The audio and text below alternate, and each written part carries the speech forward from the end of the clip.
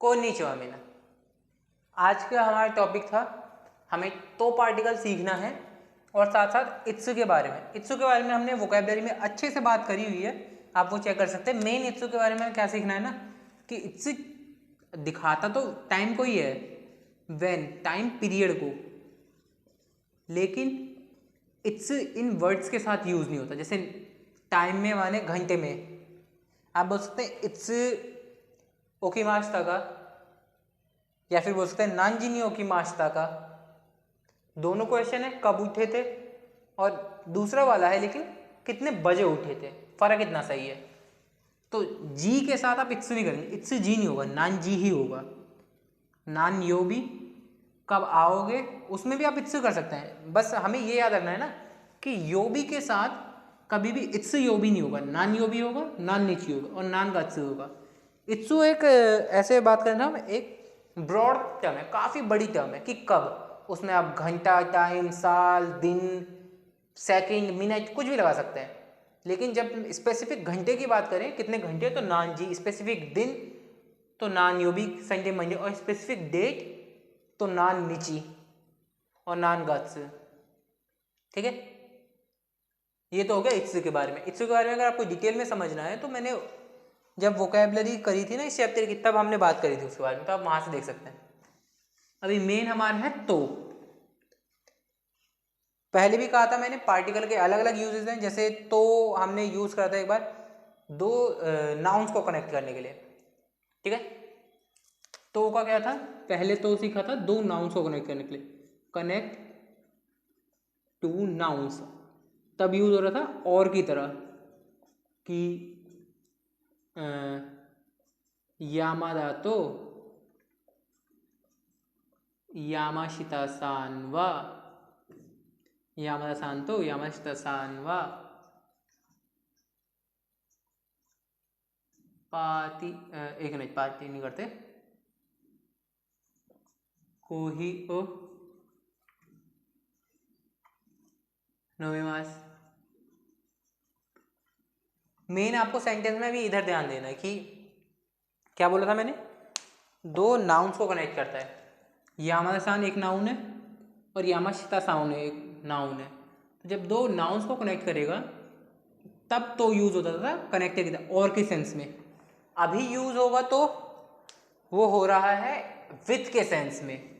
With के sense में याद रखना इधर, विथ के सेंस में। विथ के सेंस में कैसे, जैसे मैंने बोला कि अपना ही नाम लिख के देता हूँ कि वाताशी वा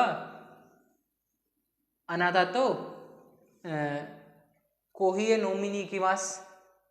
अब इस सेंटेंस काफ़ी बड़ा है, कुछ चीज़ें आप जो सीखोगे बाद में, लेकिन एक बार ट्राई करते हैं क्योंकि मैंने पिछली वीडियो में बताया था।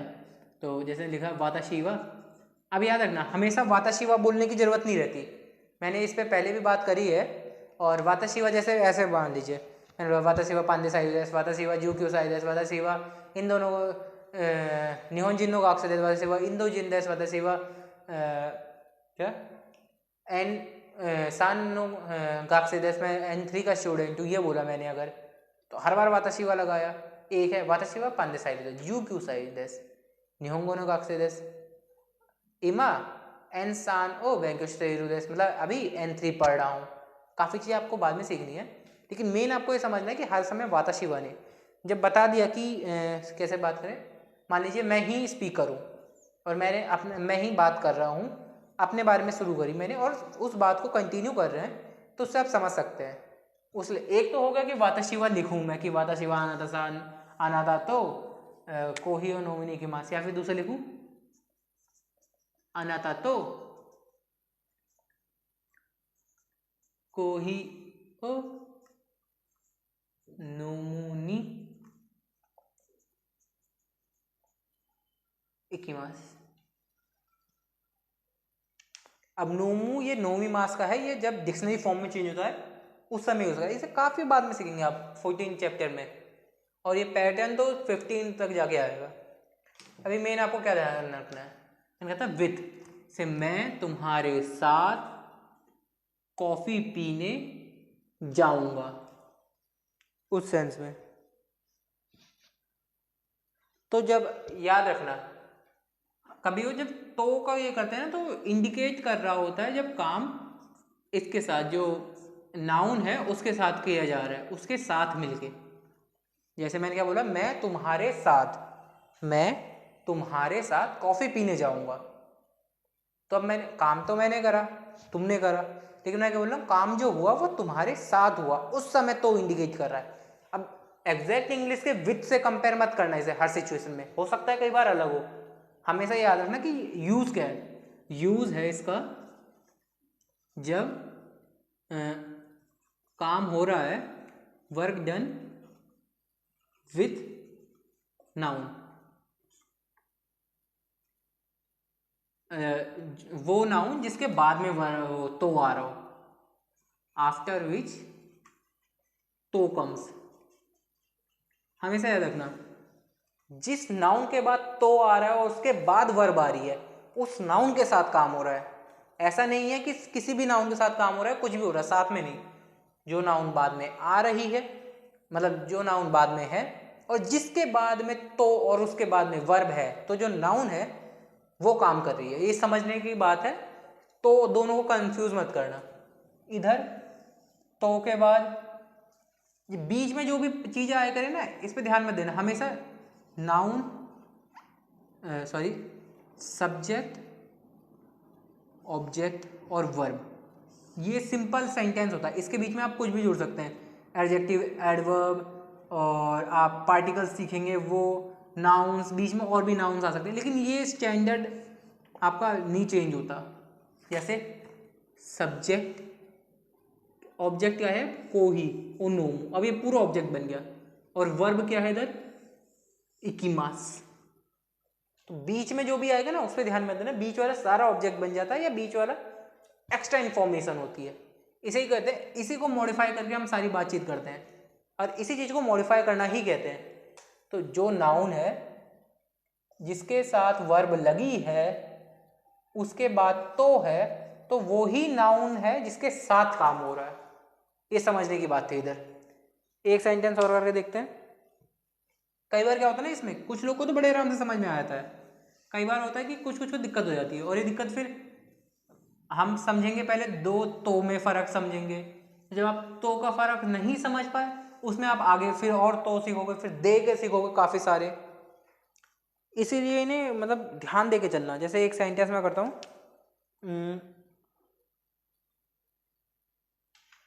और ये सेंटेंस भी है और इसमें नोट भी है, मतलब एक चीज़ याद रखनी है। पहले एक याद रखने वाली नोट कर रख लीजिए, एक नहीं मार गए। नोट, नोट क्या है कि जब अकेले बात करें, अलोन, उस समय तो यूज नहीं होता। अकेले को कहते हैं बायोन या अकेले हितोरी दे, ठीक है। हितोरी दे अकेले के लिए होता है और उसके साथ तो यूज नहीं होता। जैसे मैंने बोला हितोरी दे क्योतो ए इकिमाशिता, मतलब अकेले क्योटो गया था। उस सेंस में आपका तो यूज नहीं होगा। याद रखना क्योटो जगह का नाम है, ठीक है। अब सेंटेंस हम आगे करते हैं। एक जो आपको समझना है वो भी बुक का ही कैमरा हिल रहा है शायद।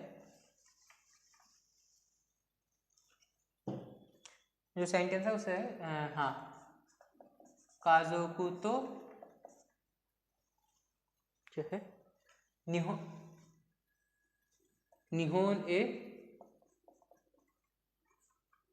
किमाशिता, वो थोड़ी आदत से मजबूर हो जाता हूँ ना, यहाँ पे पता चल गया था, निहोन ए किमाशिता। और याद रखना जब आप सीखने लगोगे ना कांजीज को, जब आप सीखने लगते हो, जब आदत बन जाती है तो आपके कांजी ही यूज़ करते हो, क्योंकि कांजी आसान पड़ती है कई मामले में, कभी कभी तो बड़ी मुश्किल होती है।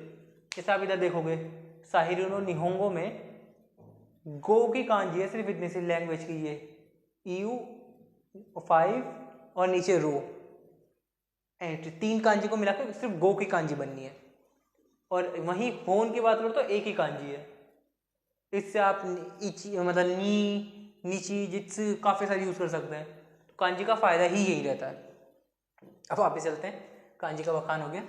अब इधर क्या था, काजोकु तो मतलब फैमिली के साथ जापान गया था, मतलब जापान आया था। अब याद रखना, इकीमास है जाने के लिए, अपने से दूर, कीमास है आने के लिए, काइरीमास है वापस आने के लिए।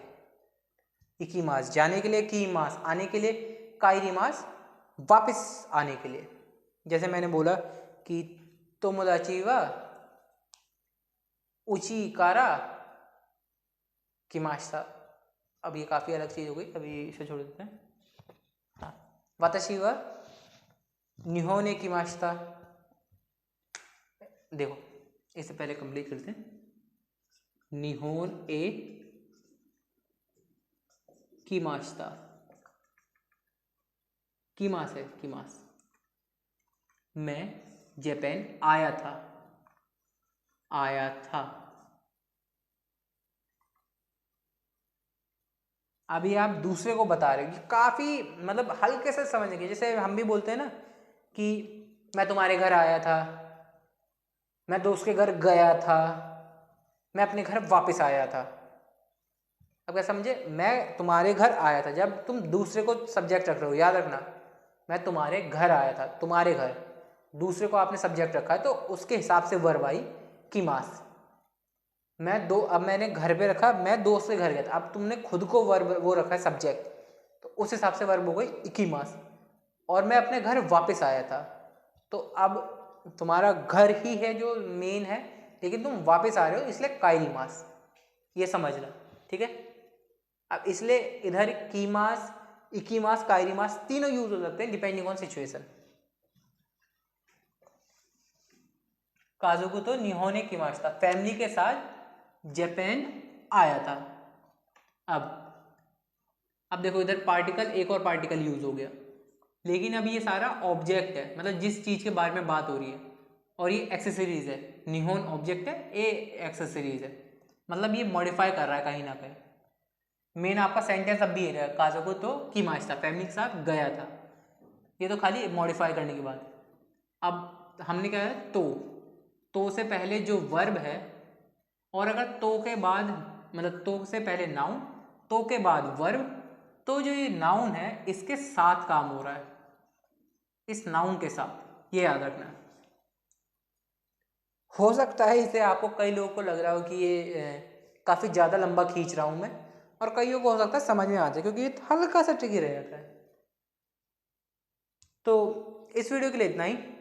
अगली वीडियो में हम पार्टिकल समझेंगे, ओ मतलब यो और सो देसने, ठीक है। अगली वीडियो में मिलते हैं, जब तक के लिए जय हिंद। ओ आरी माशो।